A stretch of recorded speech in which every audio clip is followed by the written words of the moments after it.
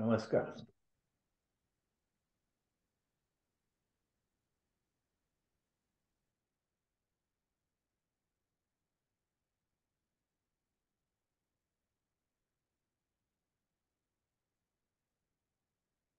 आपलं आधी भजन ऐकूया.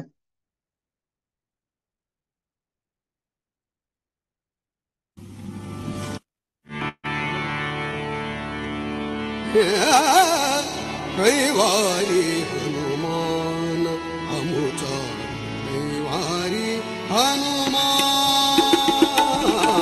कैवारी हनुमान अमुचा कैवारी हनुमान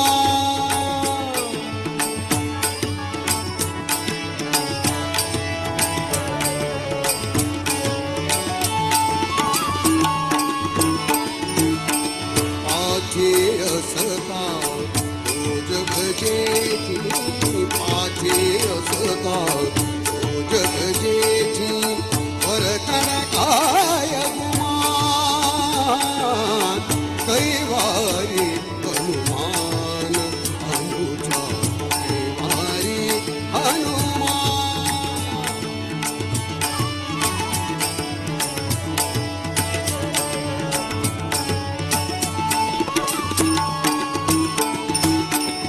नित्य निरंतर रक्षी नाना परी नित्य निरंतर रक्षी नाना परी धरुनिया अभिमान धरुनिया अभिमान कैवारी हनुमान अमुचा कैवारी हनुमान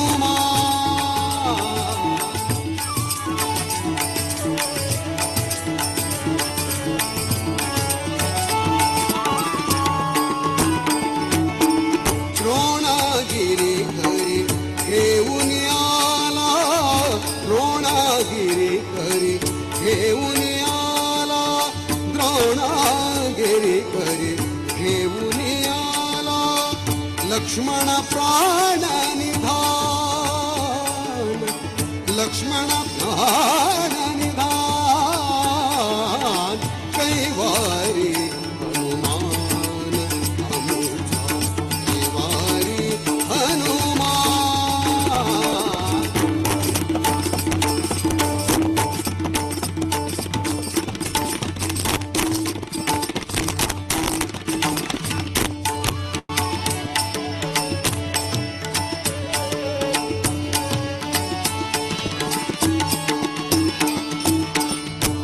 दासानुदासा हा भरवसा दासानुदासा हा भरवसा दासानुदासा हा भरवसा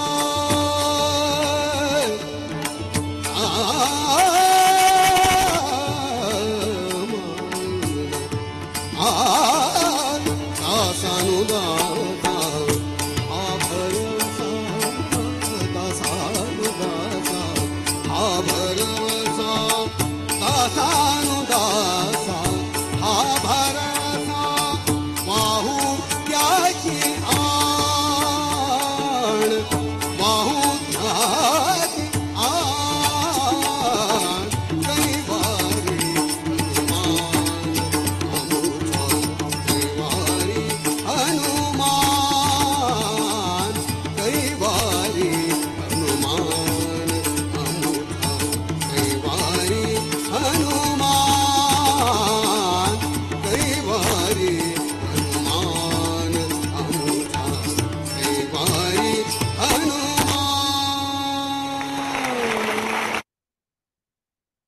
तुम्हाला सगळ्यांना हनुमान जयंतीच्या शुभेच्छा.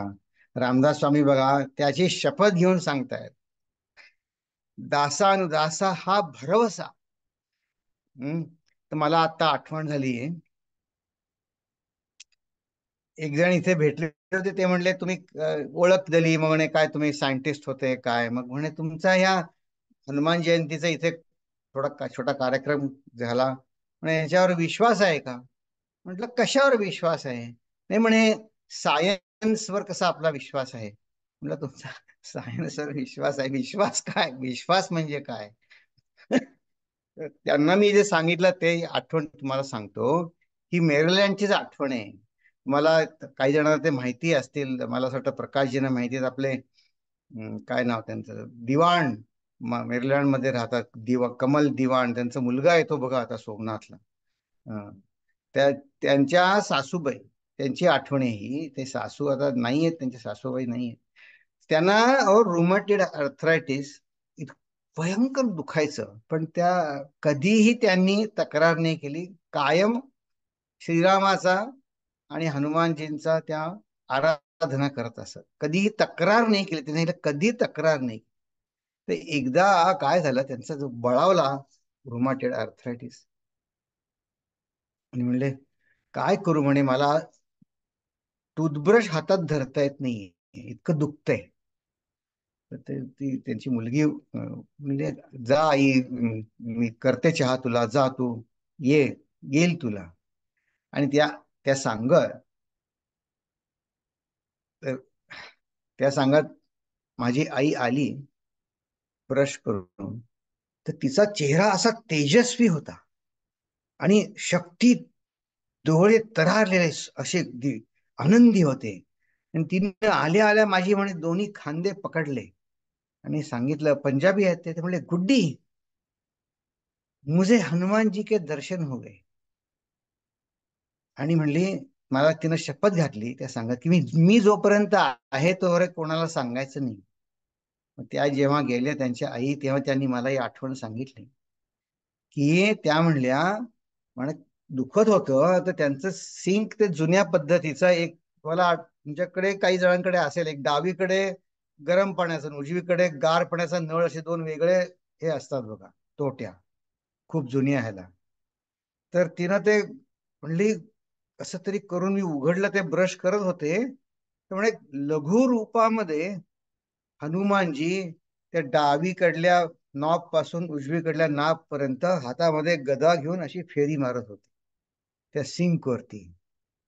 आणि ते बघून मी म्हणे, माझं आश्चर्य झालं, मी तोंडावर पाणी मारलं, खरं आहे का, खरं आहे का?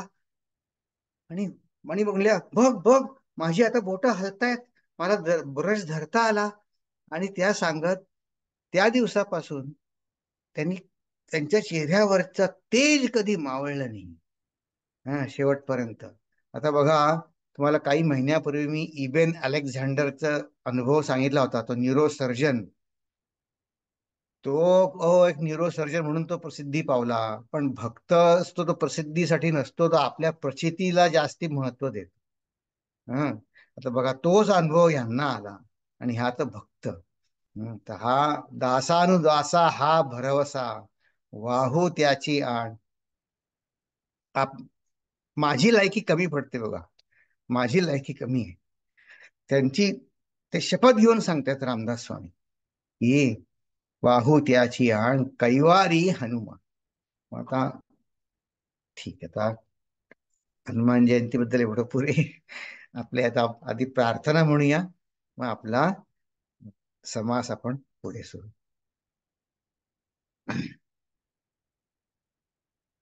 ओ,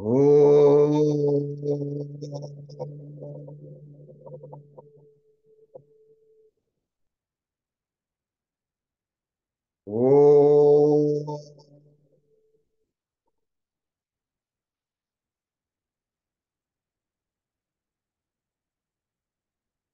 ओ,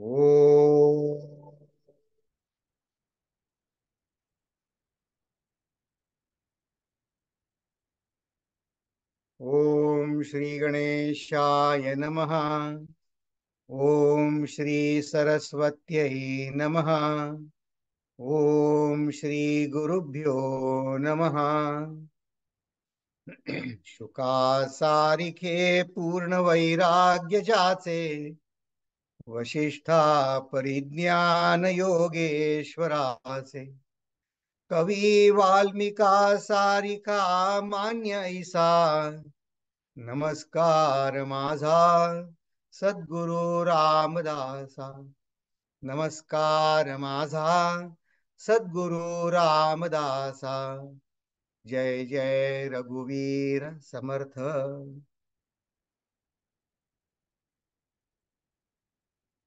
नमस्कार. आपला हा 8वा समास आता कर्ता निरूपण. ह्या विश्वाचा कर्ता कोण आणि मुख्य म्हणजे साधकाने कसा विचार करावा याविषयी आपण चिंतन करत आहोत. रामदास स्वामींचे विचार बघत आहोत की या विश्वाचा कर्ता कोण. आणि मग त्याची आपण फोड पण बघितली होती या समासाची, की कसा हा विषय मांडलाय. तर आधी विश्वाचा म्हणजे या संबंध विश्वाची व्याख्याच रामदास स्वामींनी अ, शिष्याने जे विचारलं तो केलं. आणि मग 3 ते 24 या ओव्यांमध्ये आपल्यामध्ये तुमच्या माझ्यामध्ये प्रचलित असलेले अनेक मतं देवाबद्दलची रामदास स्वामींकडनं आपण गेल्या वेळे ऐकली. मग त्यानंतर ते काय म्हणले की हे तर ठीक आहे, पण आता रामदास स्वामींना जे सांगायचंय ते या 25 ते 36 ओव्यांमध्ये माझ्या मते हा ह्या दशकाचा अगदी उच्च बिंदू आहे.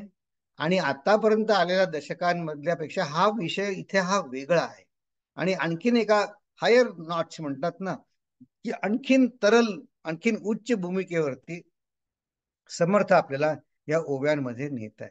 तर तुमच्यापैकी काही जणांना हा विषय अतिशय आजचा जो या 25 ते 36 ओव्या आहेत तो जरा कठीण वाटेल. पण माझी विनंती अशी आहे, मला समजलंय असं नाही, पण तुम्ही ऐकत राहा. अ, पुन्हा पुन्हा ऐकलं की त्यात आणखीन आणखीन गोडी वाटत राहते. याचं एक खरं घडलेलं उदाहरण सांग, की एक दृग्दृश्य विवेक नावाचा एक ग्रंथ आहे.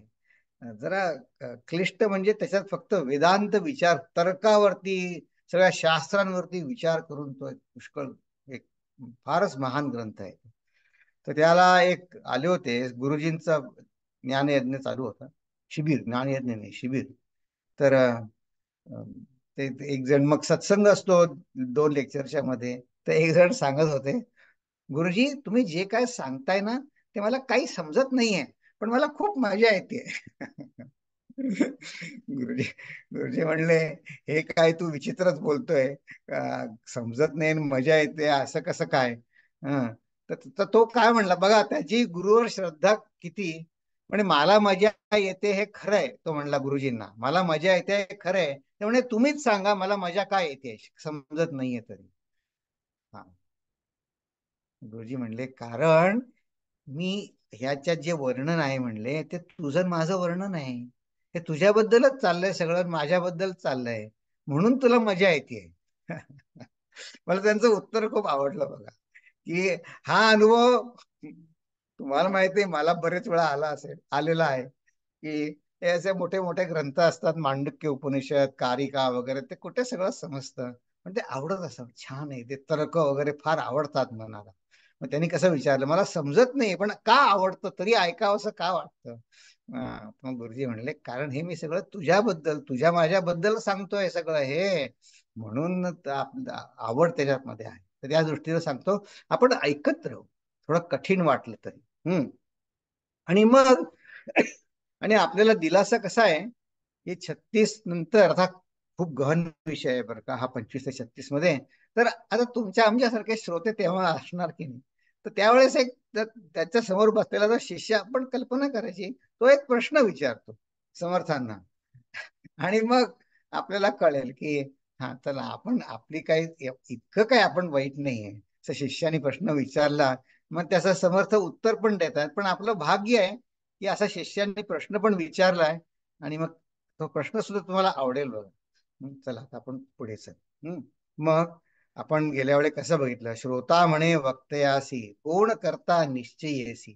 आणि करता फक्त हे नाही की हे घर कोणी बांधलं, ही बाग कोणी केली, असं बारीक सारीक त्याच्या याची सृष्टी विशाल आहे. या सगळं ब्रह्मांडाला कोणी केलं ते तुम्ही सांगा. तर आता समर्थ आपल्याला हे ब्रह्मांड म्हणजे काय आधी तेच सांगणार आहे. आपण म्हणतो ना सगळे जग निर्माण कोणी केलं, हे जग. ते जग म्हणजे काय ते आधी व्याख्या वक्त्याची आणि श्रोत्याची एक पाहिजे की नाही. आपण सगळे एका लेवलला पाहिजे.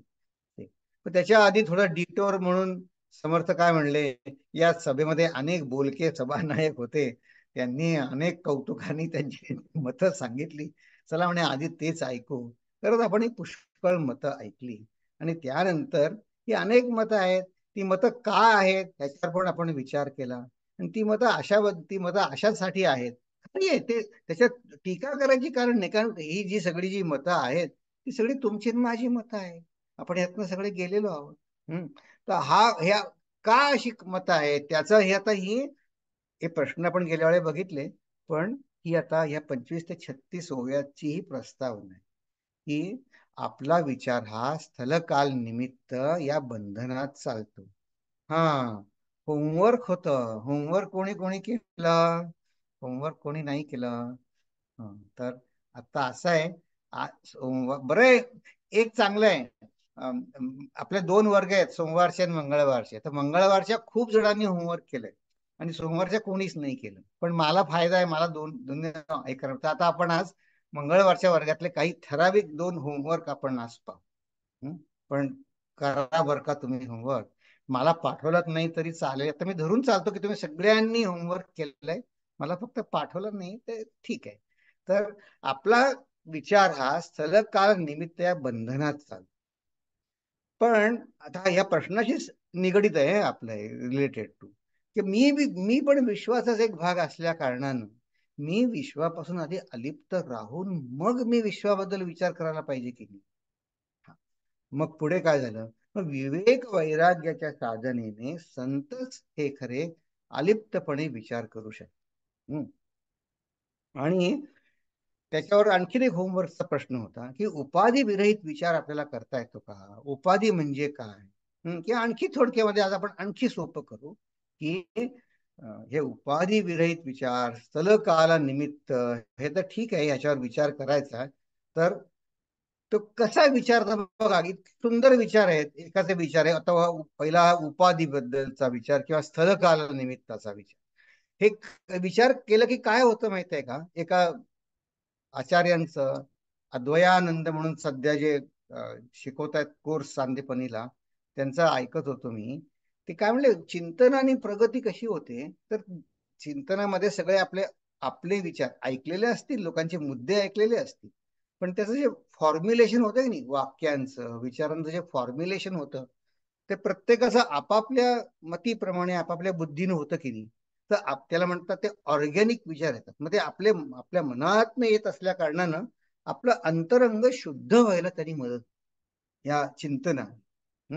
त्यांनी सगळं आपलं अंतरंग मोकळं होतं. ते म्हणले की ते सगळा कचरा ढिला होतो. तर मग आता बघा हे विचार आता ऐकू, एखादी पाठवलेत की स्थल काल निमित्त याच्या पलीकडले काही विचार. आता बघा ते साधक भूमिकेतनं त्यांनी सांगितलं. या अंजली मेहता म्हणून आहेत, त्या मला असं वाटतं त्या फ्लोरिडा किंवा कुठे मिनियापोलिस कुठून जॉईन होतात मला तर नक्की माहिती नाही. पण ठीक आहे, त्याला महत्व नाही. नामस्मरण करायला काळ वेळ आणि निमित्त याची जरूर नसते. वा, त्याचा आनंद केव्हाही घेता येईल. साधक भूमिकेत नाही, हे स्थलकाल निमित्ताच्या पलीकडे जायचं आहे ना, की म्हणले उदाहरणार्थ गाडी ट्रॅफिक मध्ये अडकली असताना, बाहेर चालायला गेले असताना, स्वयंपाक करत असताना मी त्यावेळे कर्तव्य माझी स्थलकाल निमित्तामध्येच चालत त्या कर्तव्य करायला. पण मला हे कर्तव्य करत असताना स्थलकाल निमित्ताच्या पलीकडे जाऊन साधना करून तो आनंद मी उपभोगू शकते.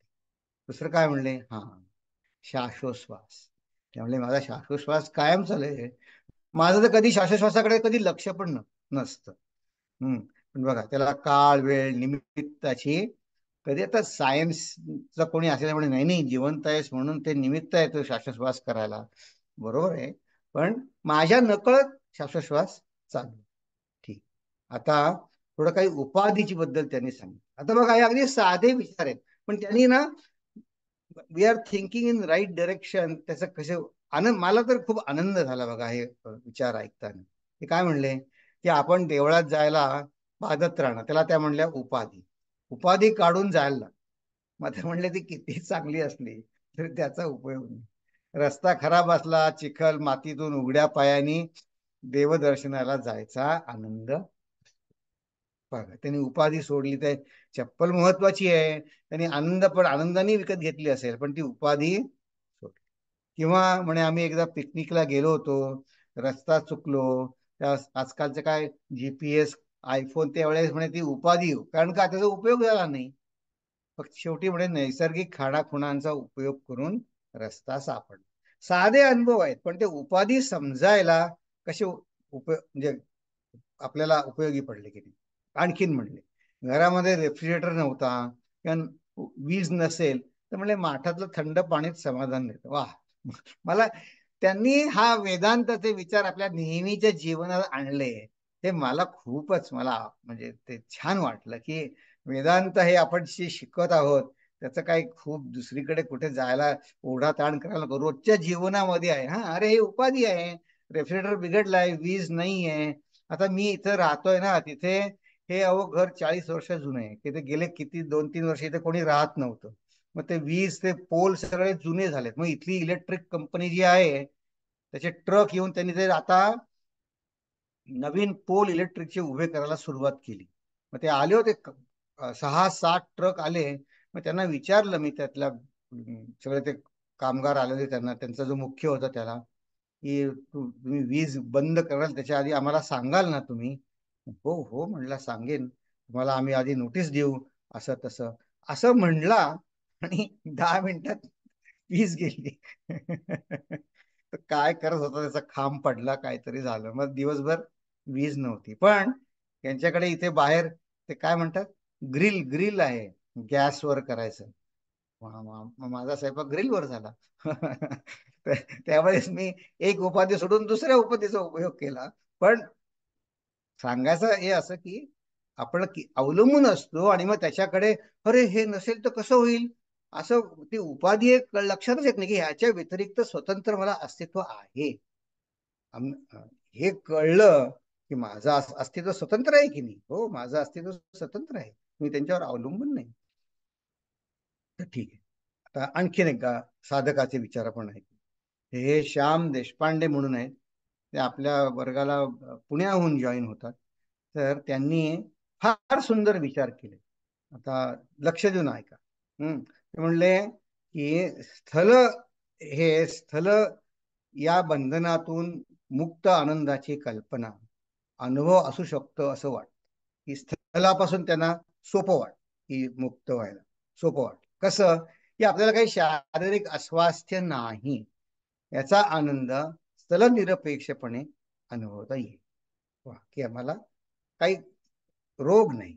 ठीक, आणखी काय, की कालबंधनातून मुक्त असा आनंद ही अनुभवणे शक्य आहे असे वाटते.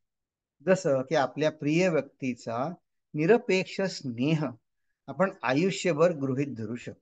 वा, फारच गोड विचार आहे की हे कालाच्या बंधनाच्या पलीकडे छोटे छोटे विचार आहेत, पण त्या स्टेप्स आपल्याला फार म्हणजे शिकण्यासारखं आहे. आणखीन काय म्हणले, मात्र निमित्त नसूनही अनुभवता येईल असा आनंदाचा क्षण अनुभवाला मिळाला असं वाटणं, ते म्हणले, असं बहुतेक फसवा असावं. कारण बहुतेक असा क्षण हा कुठल्याही व्यग्रतेशिवायचा क्षण असतो आणि त्या अनुभवाच्या शाश्वतेबद्दलच्या अनिश्चितपणाने तो झाकोळलेला असतो. म्हणजे हा अनुभव शाश्वत आहे का नाही, मिळेल का नाही, माझ्या अनुभवाच्या कक्षेत येईल की नाही, ह्याच्याविषयी शंका असते. म्हणून ते त्याला फसवं म्हणतात. आणखीन काय म्हणले पुढे, की म्हणले या साऱ्याचा अर्थ आज माझ्या अनुभवाच्या आणि कल्पनेच्या आवाक्यातला आनंद हा अशाश्वत आहे. बघा, हे किती सुंदर कन्क्लुजन त्यांनी काढलं. हे मुंडक आज आपण बघणार आहोत. मुंडक उपनिषदामध्ये, त्या आपल्या सगळ्या उपनिषदांमध्ये क्वेश्चन आन्सर आहे.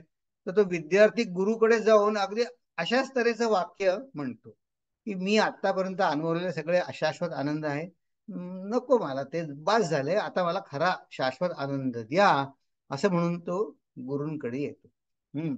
तिथे शब्द त्यांनी वापरले, परीक्ष लोकान ब्रह्मश्चितान ब्राह्मण. परीक्ष लोकान, मी सगळी परीक्षा केली. लोक म्हणजे स्टेजेस ऑफ एक्सपिरियन्स. आपण म्हणतो ना, काय म्हणतो आपण, निद्रा लोकात गेलाय, ब्रह्म लोकात गेला. लोक म्हणजे द फील्ड ऑफ एक्सपिरियन्स. तसं परीक्ष लोकात, I have experienced all fields of experiences. I have tested them, analyzed them thoroughly. ठीक आहे, लिमिटेड आहे. मला आता असा लिमिटेड आनंद नको. परीक्ष लोकान ब्रह्मश्चितान ब्राह्मण. त्याची पुढची ओळ आपण नंतर बघूया, येणार आहे आता. तर हा माझा आनंद अनुभवाच्या, हा किती सुंदर कन्क्लुजन आहे बघा त्यांचं. की माझा आनंद सगळा अशाश्वत आहे. मग कुठल्याही बंधनापासून मुक्त अशा आनंदाच्या स्वरूपाचा शोध घेतला पाहिजे. बघा त्यांची ध्येयाप्रती ध्येयाप्रती त्यांची खात्री बनायला लागली. मग म्हणले असा आनंद सर्व विकारी किंवा कालबद्ध गोष्टींच्या पलीकडे असायलाच पाहिजे, बाय डेफिनेशन असायलाच पाहिजे. आणि शेवटी म्हणले माझं मी पण आणि माझं पण, मी अँड माइन, यावर अवलंबून नसण्याची अवस्था म्हणजे असा आनंद असेल का? आणि मी आणि माझं पासून सुटणं हा त्याचा अनुभव असेल का? सुंदर. ह्याच्यावर सुद्धा विचार करण्यासारखा त्यांना प्रश्न, त्यांनी प्रतिप्रश्न केला आहे मला. तर बघा आपल्या झोपेमध्ये काय होतं? झोपेमध्ये मी पण नसतं आणि माझं पण नसतं. कुठलीही वस्तू नसते, कुठलंही कर्तृत्व नसतं, कुठलंही भोक्तृत्व नसतं. मालकी हक्क गाजवायला काही नसतं तिथे. पण फक्त पूर्ण तर हे आहे, पण त्याचं ज्ञान मला नसतं त्या काळी. झोपून उठल्यावर असतं, पण गाढ झोपेमध्ये हे काही नसतं, मी माझे पण नसतं. मग आनंद होत असतो, पण त्या आनंदाचं भान मला जाग झाल्यावर येत. ते अज्ञानात आहे, पूर्ण अज्ञानात होतं. तर हे मुद्दा एवढ्यासाठीच की मी आणि माझं पण सुटल्यावर आनंद आहे, त्याचा अनुभव सुद्धा आपल्याला आहे, पण तो नंतर येतो. तर गाढ झोपेमध्ये जसा मी आणि मीपणाच्या इंडिपेंडंट असलेला अनुभव मला येतो, तसा मी जागेपणी अनुभवणं, व्यवहार करत असताना अनुभवणं, हे आपलं ध्येय आहे. आपण एवढं चिंतन पुरे.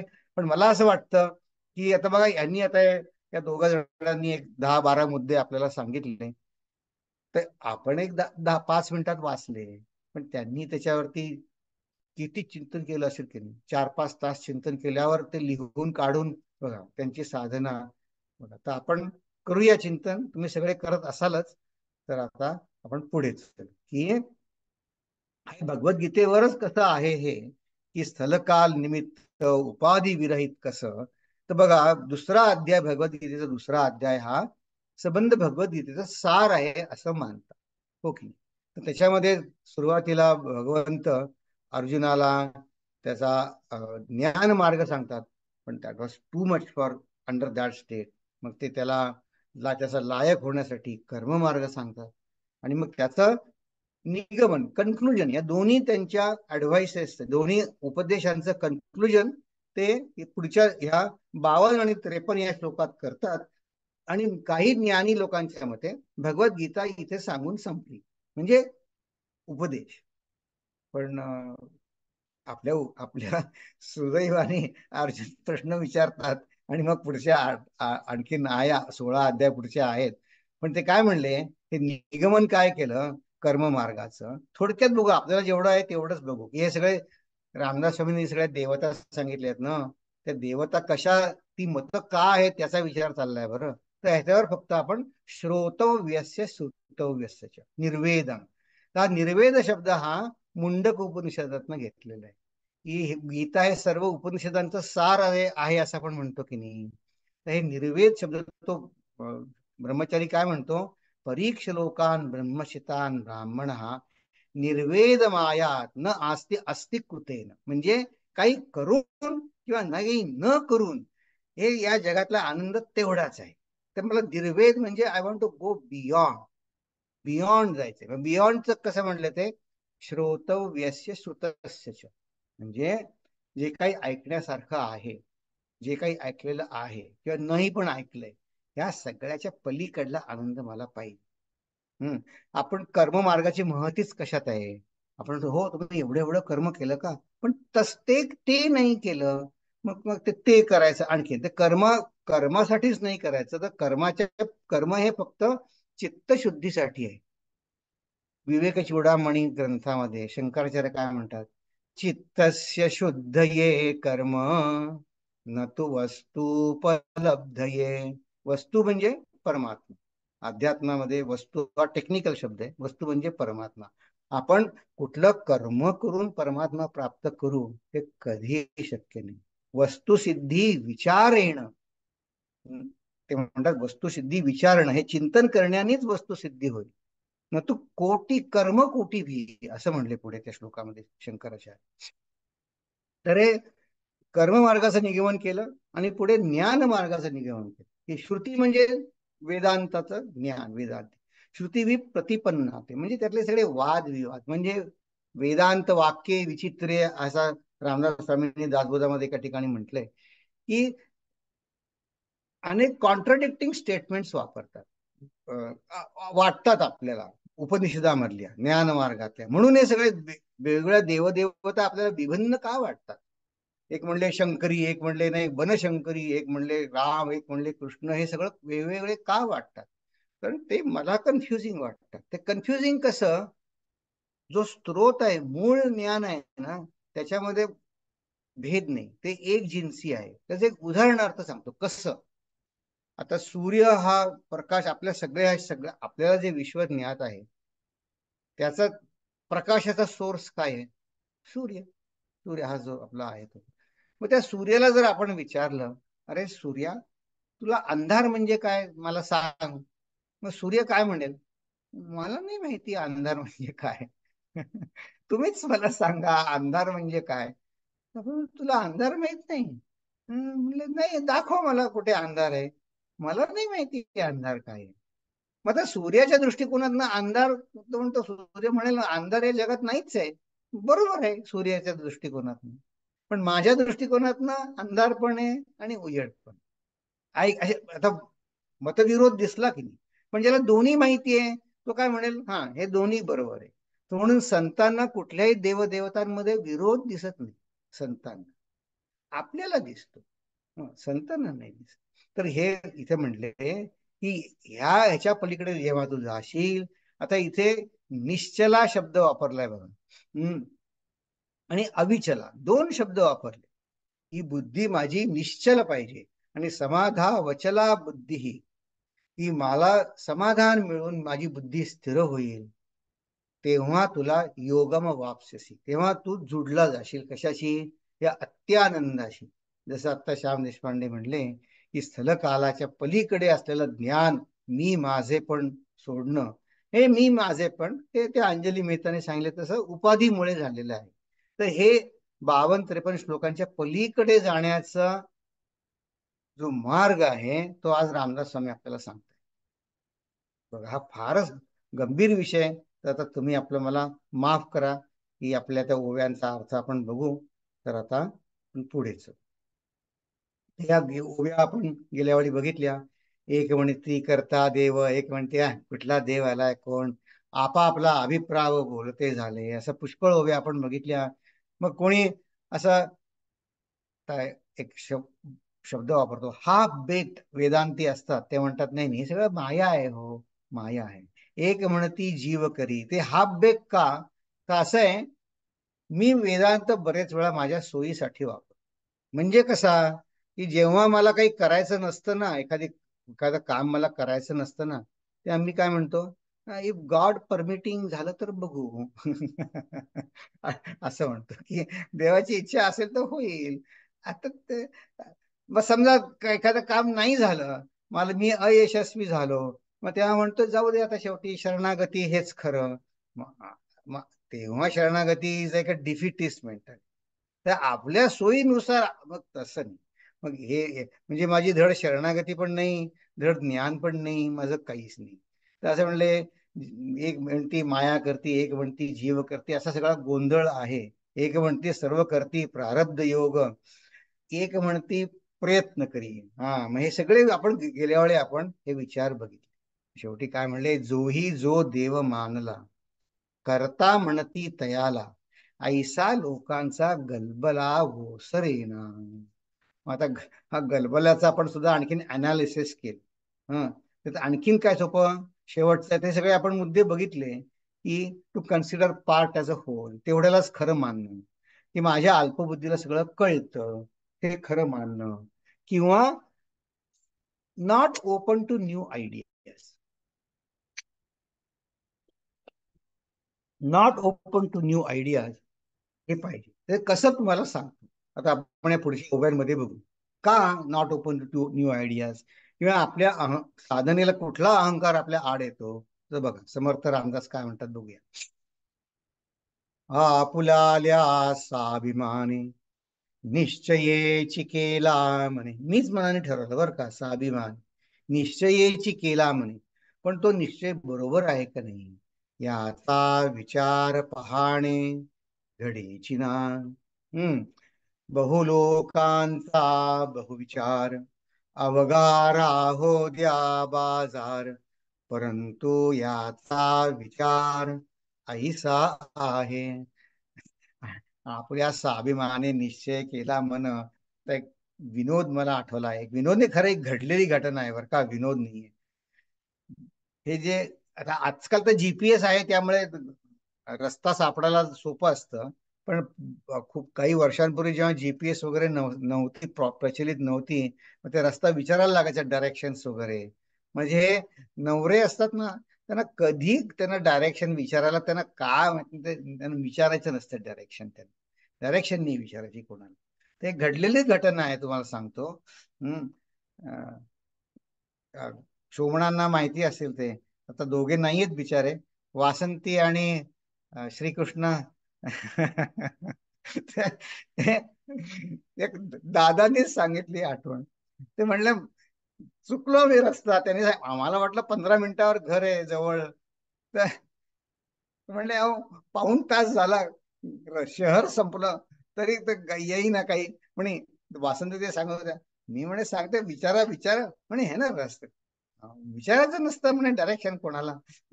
तर ते दादा सांगत होते म्हणे शेवटी आता म्हणे मला कळलं की आता खरंच रस्ता चुकला माझा म्हणे. मग तिथे ते मग आता गॅस स्टेशनला जाऊन वगैरे विचारायला लागत असे.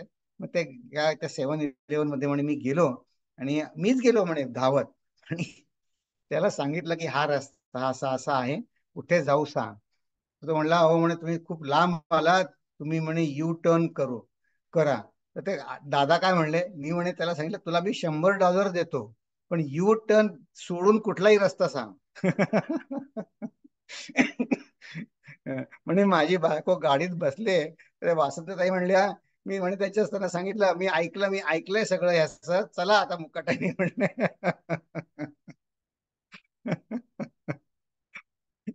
ते हे अगदी खरं आहे. आपुल्याला स्वाभिमाने निश्चयेची केला म्हणे, याचा विचार पहाणे घडेची ना. ते हसत सांगत होते बरं का दोघे जण. पण ते दादांना जे भेटले असतील ज्याच्या काही पैकी, मला वाटतं मीनाताईंना माहिती असतील ते. अतिशय ते म्हणले तुला मी $100 देतो, पण यू टर्न करायला सांगू नको, दुसरा दुसरा रस्ता सांग. आता बिचारांनी सांगितलं का नाही माहिती नाही मला, पण हे खरं आहे. हं तर मग आता ते म्हणते आता याचा विचार ऐसा आहे, बहु लोकांचा बहुविचार, अवघा राहो द्या बाजार, परंतु याचा विचार ऐसा आहे. काय आहे विचार? की आता हा जो विचार आहे ना, तो ह्याच दशकामध्ये 2 ते 7 हे जे समास येऊन गेले, तुम्हाला आठवत असतीलच. आपण हे वन लाईनर आपण बघितले बघा, की नित्यानित्य विवेक, ज्ञान आणि उपासना या दोन वेगळ्या नाही आहे. ही विश्व चालवणारा, हा विश्व चालवणारी सत्ता आत्मसत्ता आहे. आणि मी पण विश्वाचा भाग असल्या कारणानं मी पण माझं जीवन किंवा मी पण त्याच सत्तेनं चालतं. तर हे माझे अनुभव प्रत्येक निरूपणामध्ये माझ्या अंतरंगातले अनुभव हे माझे उमटले पाहिजे. यांनी हे उत्तर आहे बघा. ह्या दृष्टिकोनातनं करता कोण आहे ते ओळखायचंय. कर्त्याला कोण ओळखायचं ते ओळखायचं. अशी आपण या आधीच्या समासात ही शेवटच्या उभे आहोत. ठीक आहे, आता मग चला सावधान, म्हणजे आता काय कठीण विषय येणार आहे. श्रोती व्हावे सावधान, निश्चये तोडावा अनुमान. हे ठरवा की मी माझे विचार चुकीचे असू शकतात, मी ते सोडायला तयार आहे. प्रत्यये मानावा प्रमाण जाणते पुरुषी. जाणते पुरुष काय म्हणले, काय म्हणतात जाणते पुरुष? मला विश्वाची उत्पत्ती पाहिजे. म्हणले जे जे कर्तयाने केले ते ते त्या उपरी झाले. कर्त्यापूर्वी आढळले न पाहिजे की. म्हणजे समजा मी असं म्हटलं की आता मी काय घरी व्यवहार, रोजच्या व्यवहारातला आपण स्थलकाला निमित्तामधलं आपण उदाहरण बघू. की समजा एखाद्या गृहिणीने पदार्थ कोणी केला, कोणी काय म्हणेल मी केला. मी स्वयंपाकघरामध्ये जाण्यापूर्वी हा पदार्थ नव्हता, पण मी गेलंय, मग मी आता तो पदार्थ मी केला. की जे जे कर्त्याने केले ते त्या उपरी, म्हणजे त्या कर्त्यानंतर झालं ते. आणि मग त्या कर्त्यापूर्वी तो पदार्थ नव्हता. एवढं सोपं आहे ना समजायला? ठीक आहे. मग आता ते काय म्हणतात माहितीये का? मग आता हे सगळे विश्व पंचमहाभूतांचं बनलंय की नाही? हे सगळे पंचमहाभूतांचं बनलेलं आहे. केले ते पंचभूतिक आणि पंचभूतिक ब्रह्मादिक. हे ब्रह्मादी देवता ज्या आहेत त्या पण पंचभूतांपासूनच बनलेल्या आहे. पंचमहाभूतांच्या सात्विक अंशापासून त्या देवदेवता बनल्या आहेत. मग त्या तरी भूतांशे पंचभूतिक केले ते घडे ना. मग आता मी आधी भूताचा एक भाग आहे, तर मी जसं ते सांगतात की नातू वडिलांचं काही करू शकतो का? नाही. जे महाभूतापासून पुढे निर्माण झालंय त्यांनी, पण ते पंचमहाभूत, मी स्वतः पंचमहाभूत आहे, तर पंचभूतांना मी निर्माण करणं शक्यच नाही. कसं शक्य आहे? ते कसं आहे माहित आहे का? आपण बघू. आता आपण विचार करूया, तर या उभीवर आपण विचार करू. कारण त्याच्यात विचार न तर आपण काय म्हणतो, हे जग कोणी निर्माण केलं असं आपण प्रश्न विचारतो की नाही? तर आता आपण लक्ष देऊन ऐका की मग असं जेव्हा प्रश्न आपण विचारला, हे जग कोणी निर्माण केलं, तर मी काय मनात प्रश्न विचारतो की मी आहे आणि हे जग माझ्यापेक्षा वेगळं आहे. ठीक आहे. मग या जगाला आपण काय समजतो? इनर्ट समजतो जगाला. दगड माती कशाचंही बनलेलं आहे ते. आणि मी कसं आहे? मी जिवंत आहे. मग आता तुम्ही सगळे शास्त्रज्ञ वगैरे आहेत, त्यांना जर तुम्ही विचारलं या जगाची उत्पत्ती काय, तर ते काय सांगतात? या समोरच्या जड जगातून हे या जे काय ऍटम्स म्हणतात, मॉलिक्युल्स म्हणतात, एलिमेंट्स म्हणतात, ह्याच्यातनं जग निर्माण झालं, सृष्टी निर्माण झाली असं त्यांचं मत. पण संत काय, आणि मग मी त्याच्यापेक्षा वेगळं. मग फिलॉसॉफर असतात ते काय म्हणतात? नाही नाही, देवानी जग निर्माण केलं. पण देव सुद्धा जे म्हणतात तेव्हा आता बघा, हे खेळाडू सुद्धा तुम्ही बघितले असतील. भारतामध्ये काय आता क्रिकेट खेळतात, त्याची सेंचुरी झाली, किंवा इथे अमेरिकेमध्ये सुद्धा काय म्हणतात ते टचडाऊन झाला फुटबॉलमध्ये, बेसबॉलमध्ये होम रन झाली, इथे त्यांचं हेल्मेट काढून आकाशाकडे जाऊन आकाशात थँक्यू म्हणतात की नाही देवाला. म्हणजे तो देव आकाशात आहे कुठे, इथे जवळ कुठे नाहीये. म्हणजे देव माझ्यापासून वेगळा आहे, मी देवापासून वेगळा आहे, अशी पण एक धारणा आहे. पण हे जग कुठून निर्माण झालं ते विचार करताना संत काय म्हणतात किंवा वेदांत काय म्हणतो की हे पंचमहाभूत म्हणजे जे एलिमेंट ज्याला आपण म्हणतो, ऍटम्स, मॉलिक्यूल, जे पण काय म्हणतो, तर ते तर जगाचा आधीच भाग आहे. ते कुठून आले? जसं उदाहरणार्थ आता आपण कुठल्या आपल्या घरामध्ये बसलो, मग आपण म्हटलं हे घर कसं तयार झालं, तर आपण म्हणू हा, ही खोली कशी तयार झाली, आपण म्हणू या भिंतींनी खोली तयार केली. पण ते खोली म्हणजेच भिंत. मग भिंत या खोलीचाच भाग आहे. किंवा या खोलीमध्ये समजा एक टेबल आहे, आपण म्हणू या टेबलानी खोली झाली तयार. त्यामुळे नाही नाही, हे टेबल खोलीतलं फर्निचर आहे, त्या फर्निचरनी खोलीला शोभा आहे. पण या खोलीमध्ये जी वस्तू, जगामध्ये वस्तू आधीच उपलब्ध आहे, त्याच्यातनं जग कसं काय निर्माण होईल? त्यातनं नाही निर्माण होणार. या जगा व्यतिरिक्त काहीतरी पाहिजे. मग आता बघा, ह्या जगा व्यतिरिक्त काय आहे आपण विचार करू. हे जग आहे, मग ते जग जड जड बनलेलं एवढा तर आपला निश्चय झाला. आपण अगदी सिंपल सिंपल जाऊ. हे जग इनर्ट आहे आणि ते इनर्ट वस्तू आहे, आणि इनर्ट वस्तूपासून चैतन्य निर्माण होणं शक्य नाही. आणि इनर्ट वस्तू ती आधीच आहे, ती आली कुठून? इनट वस्तू. मग त्याच्यापेक्षा वेगळं काय आहे? तर वेदांत असं सांगतो की या इनट वस्तूपेक्षा वेगळं असतं जगामध्ये चैतन्य. मग आता आपण आपण म्हणतो मी हा जो मी आहे ना आपला, तो सुद्धा अनेक रूपामध्ये व्यक्त होतो बरं का. आता आपण जागे आहोत की नाही, आपण काय म्हणू, हा आपण सगळे आता जागे आहोत, ठीक आहे. मग आता आपण रात्र झाली, थोड्या वेळाने आपण स्वप्नावस्थेत गेलो. आपण स्वप्न बघितलं. पण स्वप्न कोणी बघितलं? मी बघितलं. मग आता त्यावेळेस मी कोण झाला? मी हा स्वप्नद्रष्टा झाला. मग आता समजा आपण स्वप्न पण नाही बघत आहे, जागेपणचे व्यवहार पण नाही, गाढ झोपेमध्ये आहे. मग गाढ झोपेमध्ये आपण मगाशी कसं म्हटलं की गाढ झोपेमध्ये एक अनुभव येत असतो की मला कसलंही ज्ञान नाही, पण तो अनुभव आपल्याला जाग झाल्यावर येतो, गाढ झोपेचा. मग पुन्हा त्यावेळेस मी कोण होता? मी हा जागेपणाचा अनुभव नाहीये, सगळं काही, मला काही संज्ञा नाही, मला माझी पण संज्ञा नाही, असा अनुभव घेणारा मी होतो. मग आता हा मी जो आहे खरा, तो कोण आहे? तो व्यवहार करणारा आहे का स्वप्न बघणारा आहे का काही मला संज्ञा, मला आकलन होत नाहीये गाढ झोपेमधला कोण आहे? तर वेदांत असं सांगतो की हा मी जो आहे तो ह्या चेहऱ्या पाठीमागे, व्यक्तीच्या पाठीमागे असलेला जे चैतन्य आहे, ते चैतन्य आत्मा म्हणजे खरं मी आहे. आणि तोच, तो आता बघा असा शब्द वापरायचे, एक ऍब्सोल्यूट चैतन्य आणि एक आहे रिलेटिव्ह चैतन्य. रिलेटिव्ह चैतन्य म्हणजे जे उपाधी मार्फत व्यक्त होत. माझ्या शरीराच्या उपाधीतनं हा अरविंद व्यक्त झाला. तर आपापल्या शरीराच्या उपाधीतनं तुमचं तुमचं तुम्ही तुम्ही व्यक्ती म्हणून तुम्ही जागे आहात. हं, हे रिलेटिव्ह, पण हे रिलेटिव्ह आहे चैतन्य. तर खरं चैतन्य एक आहे का दोन आहे? तर म्हणले खरं चैतन्य एकच असलं पाहिजे, कारण मग चैतन्याच्या आधी काय होतं? चैतन्य नव्हतं असं कधी शक्यच नाही. तर ते म्हणतात जगाची उत्पत्ती ही जगापेक्षा वेगळ्या तत्वातनं जर आली असेल तर ती फक्त चैतन्यातनं येणं शक्य आहे, बाकी कशातनंही येणं शक्य नाही. आणि चैतन्य हे नित्य निरंतर अस्तित्वात आहेच आहे.